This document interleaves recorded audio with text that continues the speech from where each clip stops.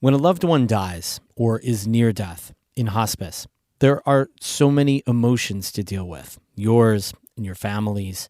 But there's also a cascade of logistics that can be just as overwhelming as the sadness. We've learned that people say, well, my family knows what I want, only for the funeral directors to find out later, no, actually, they don't know what you want. And everyone has their own opinion about that. Well, the good people at Hospice are here to help. A new book that walks you through end-of-life decision-making. That's today's story of the day.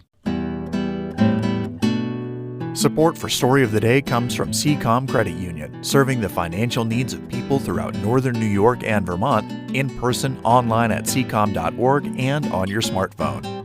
And from the Lake Harris Lodge, presenting an open mic night with host Eric Peter this Friday at 7:30. All talents are welcome to participate. Details at thelakeharrislodge.com.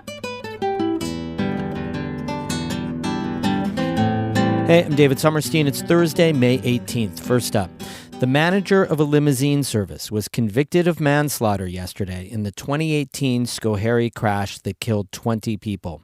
Passengers in the limo, owned by Prestige Limousines and Chauffeur Service, were celebrating a birthday when the vehicle's brakes failed. It accelerated downhill to over 100 miles an hour before crashing. 2 people in the parking lot, along with all 17 passengers and the driver, were killed. Several had North Country ties. The Plattsburgh Press-Republican has reported that 4 were sisters who grew up in Chazy Lake.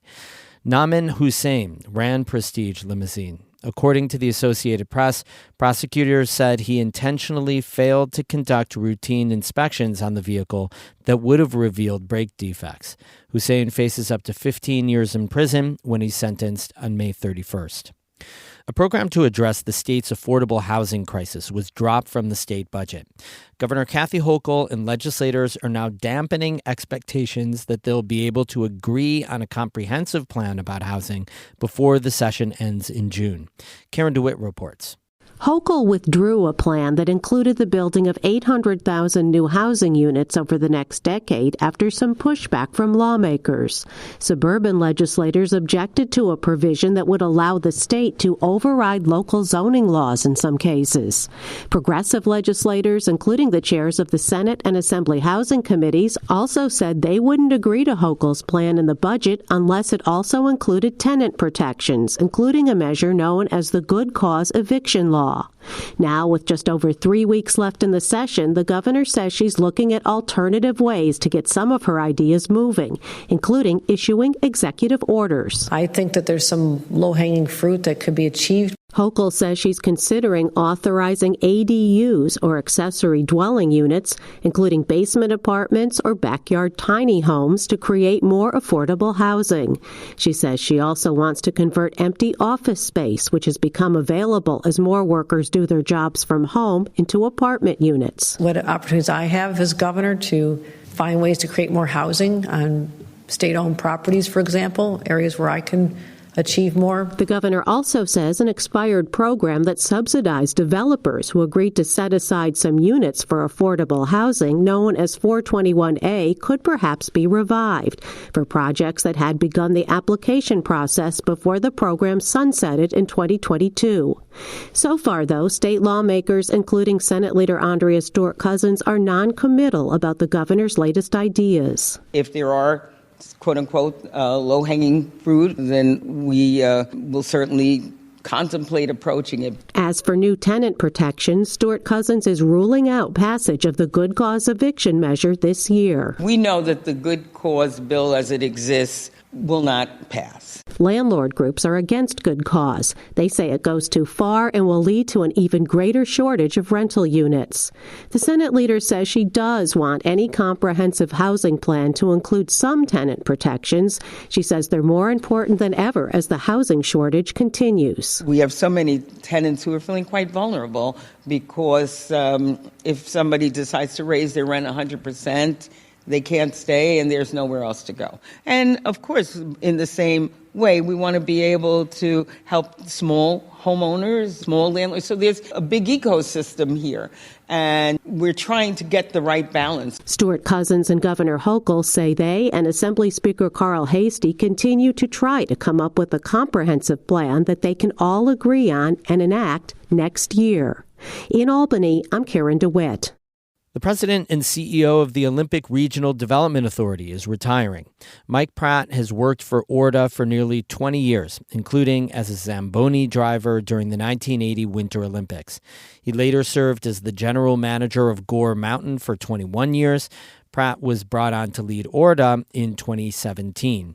He oversaw multi-million-dollar renovations of many of the Olympic facilities in the Adirondacks, as well as the recent World University Games. It's unclear when Pratt will officially retire, but the search is underway for his replacement.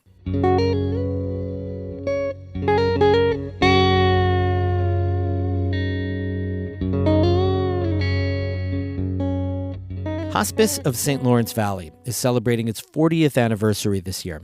To celebrate that, a group of board members and staff put together a book. It's called Roadmaps for the Journey's End. It walks people through end-of-life decision-making. Co-author Mary Jones has worked for Hospice of St. Lawrence Valley for the last 30 years. She also teaches a death and dying course at SUNY Potsdam. She spoke with Amy Feiereisel about the book. We really wanted to do something for the community, and it's the lessons that we've learned along the way, and that people, if they know ahead of time, this will make things just a little bit easier. So the book is called Roadmaps for Journey's End. And can you tell me a little bit of, what's really inside and how it's intended to be used? Sure. So we talked about what is it that people really need to know actually before you get to the journey's end. The first part of the book is all the forms that you need. It lists all the information that your family is going to want and need in order to settle your estate. And then the second half is just walking you literally through the book. We have legal documents, we have financial documents. We walk people through the whole funeral process of what you need to be doing. And we have social media, your online presence.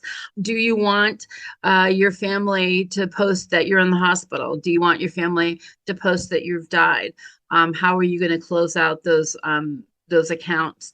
And then we talk about legacy, and legacy is not really about so much the money. It's about what are we leaving behind for our families. And it could be stories, it could be recipes, it could be photographs. What is most important that we want our family to remember about us? Working in this field for 30 years, I imagine a lot of this inspiration comes from watching people and families struggle with this. So tell me sort of what the why was for you in creating this book. I think that anytime you can talk about death in whatever way, that's really important. The older adults really like it because they've been talking about, okay, well, how do I get all my stuff together? And the adult children really like it. It's like, okay, good, we're going to sit down and talk about this. There's just a lot. There's a lot to know. When you think about it, after somebody dies, you're very grief-stricken, and the last thing that you really want to do is do all this paperwork. And after a death, it's all paperwork. And this is not the time that you really want to be going through everything to figure it out. What can you be doing ahead of time to know where everything is? You're partnering with the St. Lawrence County Office for the Aging to get the word out about the book. Tell me a little more about that. We've started with the dining sites. In May, we hope to expand and go to some of the bigger hubs around St. Lawrence County, like Ogdensburg, Potsdam, Messina. So we're going to be doing presentations out in the community in the evening where people can come and listen and ask questions, and we can redirect them. And we're all worried about when you retire, do you have enough money? What are the resources I can tap into? What's the education I can tap into? So I think the Office for Aging has been just a great partner for all of this. That was Mary Jones from Hospice of St. Lawrence Valley speaking with Amy Feiereisel. They were talking about a new book called Roadmaps for Journey's End. It's a step-by-step guide to end-of-life decision-making. You can find the book online at hospiceslv.org. There's a physical version and an ebook. Both are free until Hospice of St. Lawrence Valley runs out of physical copies, and then they'll be just $5 each. We have more news all the time on our website, ncpr.org. Music today by Oscar Sarmiento of Potsdam and Evan Veenstra of Gananoque, Ontario. I'm David Summerstein, North Country Public Radio.